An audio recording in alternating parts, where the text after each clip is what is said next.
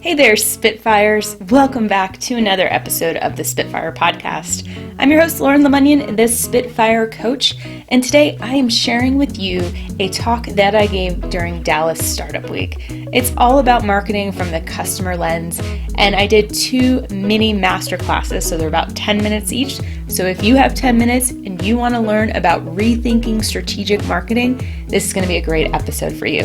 And before we get started, if you haven't done so already, please leave us a review and make sure you're subscribed. We're on Apple Podcasts, Spotify, Google Play, lots of places, so there's really no excuse. Now, enjoy the show. So I will begin by talking a little bit about Lauren Lemunion. I met her because she was a SAGE participant. SAGE is also another innovative program, accelerated program that we leverage at Capital One to help small businesses connect with experts in the community, and Lauren was a part of that program, but we had to have her as a Capital One partner. So now she comes back to Capital One to speak to participants in our other accelerated program. So we are excited to bring her to you today. She's going to be our first speaker for your mini masterclass. We're going to be quick with you, so we'll spend some time with you and Lauren sharing some insights, and then I'll come back and talk to you a little bit, and we'll close it out for lunch. Well, first, I want to give a round of applause for all of you for sticking this out. I know that we've been sitting for a while, so I want to invite you all first to stand up with me. Okay, this is a somatic awareness tool. If you're watching online, you can do this too. This is how we're going to build some trust with each other. All right, so this is the blither. Okay, I'm going to look like a fool. You can look like a fool with me. Okay, we're going to take a deep breath, filling our lungs up, and then I want you to shake out like a wet dog. All right, ready? Should we do it again? Let's do it again. And you're probably like, Lauren, what does this have to do with marketing? Absolutely nothing, but it was fun. Thank you for participating. All right.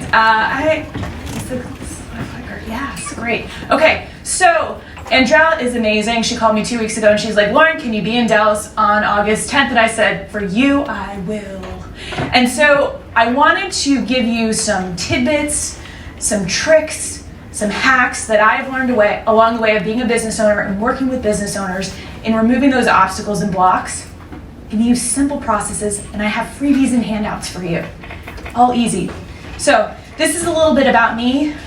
Yesterday, I just got my Master Certified Coach credential from ICF. Very proud of that. But I've been an entrepreneur since I was itty bitty. My grandmother taught me how to crochet when I was 6 years old. And I made hats, and I could get it down to 15 minutes. And then I realized the metrics on this is awful. I got carpal tunnel, I killed my immune system, and I burned out. We're going to talk about that later. But I learned, how do I market to people? Like, anybody can buy a hat, anybody can market things, but how do I meet the customer to differentiate myself from other people? And so I'm going to start with a quick model here, 7 P's and 7 C's, and 7 prompts to ask yourself. And don't worry, this is going to be in a handout, so you don't have to write it all down. But these are things as you're thinking about your marketing strategy through the eyes of your ideal customer. So this is about making life easier. And I don't know about you, but there's so many experts out there that's like, come take my marketing course, and I'm the marketing expert, and all you have to do is drop 20 grand, and I'm gonna give you a 6-figure business, just like me. And then you start doing the math and you're like, oh, there's 30 suckers like me that just fell for that, right? So this is to help you along the way, to also hand it off to other people, because that's how we get better and up level, by delegating, right? So you're going to create the structure to make life easier, more efficient, more effective, so you can focus on the things that you want that make you happy. Okay, so here we go. 7 P's and 7 C's. And these line up together very nicely. So imagine that the P's are kind of on your side of things you can control. So your product, this could also be a service if you're in that type of business. Think about how it connects to the customer. Do you know what the customer needs? Do you know what they want? Or are you coming up with a product or service and saying, well, I hope there's a customer out there? So if you think of it through the eyes of the customer, what are they coming to you for? What problem do you need to solve? What value do you need to bring? And let's talk about price and cost. Nia was talking about the margins of buying books, of having all this stock and supply, of buying at cost versus wholesale. So the price structure matters. Are you going in the hole every time you have an offering? Or are you overcharging and the client's not getting the value or the customer's not getting the value as perceived? And then we want to talk about place and convenience. So, do you have an online or an in-person structure? Is it in the place that's easy for your customer to drive by and be like, oh yeah, I remember that, I need to go check that out. So think about, where is your client naturally going in their online or in-person experience, and how do you just show up in a way that's saying, I'm here to make your life easier? So how do you partner up with other businesses too? You can create collaborations in that way. And then think about promotion. So typically when people think about marketing, it's like, buy now, 2 for 1, 3 for 2, boo, boo, boo, boo, buy now, urgency, urgency. But what is the value that you're actually presenting? And I don't know about you, but when I typically think about marketing, it was giving me the heebie-jeebies, like sales too. It's like slimy, like, oh, like close the deal, always be closing. And what it's really about is, what is the need that you're meeting? And then what just sweetens the deal a little bit more to get to the hell yes. Because I don't know about you, but I love customers that are like, I gotta work with you now. You don't need to convince me what you do. I love you. Sell me all the things, right? Wouldn't it be great if we just had that happen? Yeah. And then think about the people that you have on your team. And what is the care that they present to your customers? So if you're showing up all like, namaste, om, whatever, and your call center is like, so where's your credit card? I'm gonna need you to do this now because I gotta get to lunch. We have a misalignment. So you have to think about the people, the energy. Are they aligned with you and your brand promise, or are we getting friction there? And then the physical evidence. Is what you're offering and what's presented exceeding expectations? It's not even about meeting, you gotta exceed expectations. Now this doesn't mean underselling, but if you are like given the gold standard promise, you better deliver.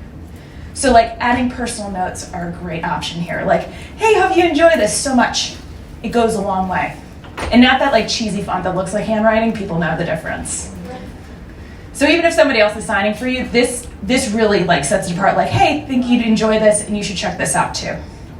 So again, this is available for download, and I'm gonna give you a fun code that you can text, and you'll get the link for all of that. So you guys have been so amazing in playing along with me, so we're gonna play again, okay? So I invite you to take a deep breath and settle in, and you can close your eyes, you can kind of just be in your chill spot. And I want you to envision that ideal client. They may already be in your realm, you have already worked with them, or maybe they're just right on the horizon ready for you to find them. And I want you to just breathe into this. And what do you notice about them? What is this customer like? Does this person have a name? Where do they live? What do they do in their free time? What do you notice? Like, do they have fabulous style and amazing shoes? Maybe. And what are they coming to you with? So they're coming into your space and they're interacting with you in a way, and they know that you can help them and you can deliver it. So you have these amazing experiences with them. And what are they saying to you? How do you know that you're on that right path? How do you know that you're aligned? And how are you interacting with them? How are you feeling as a business owner? How are you feeling as an entrepreneur? How are you feeling as a leader? What are those vibes you're getting? And when you're working alongside with them, how are you feeling? And what are those talents that are getting hit that you're able to shine with when you're working alongside them? You're like, yeah, I did that 5 years ago. Let's bring that up. Let's make all these things happen. So what unique skill sets are you bringing to the table? And what are they saying about you to their colleagues, their friends, and their family? What are they saying about you when you're not around? So I have these prompts available in a PDF, but I want you to capture just a couple words. And these are to plant seeds, because when we can visualize that future, we can make decisions that align with that. We don't settle for what just shows up because that's what we get. We can actually build a plan and show up in a way that becomes a magnet for our ideal. But the big question I want to ask you is, how are they different after working with you? Because you can think of your business as a commodity, as a good, as a service you provide, or even as an experience. But the magic is in the transformation that you create for them. So think about on the journey of before they meet you, before they even know about you, what are they walking in with? When they interact with you, how are they changing? And then when they step away from you, when they transition away, how are they different? So this is based on a book called The Experience Economy. Joseph Pine, I literally just gave you a 20-second synopsis. You can buy the book if you want to spend more time in that.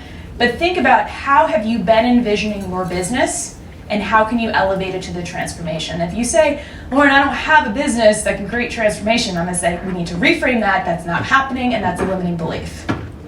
So here is your link to the freebie. You can text MAGIC to 202-980-1525, or you can scan the link, the QR code, and it goes directly there. And I'm going to show it at the end of the presentation. So there's 2 downloads there, and then we're going to have another one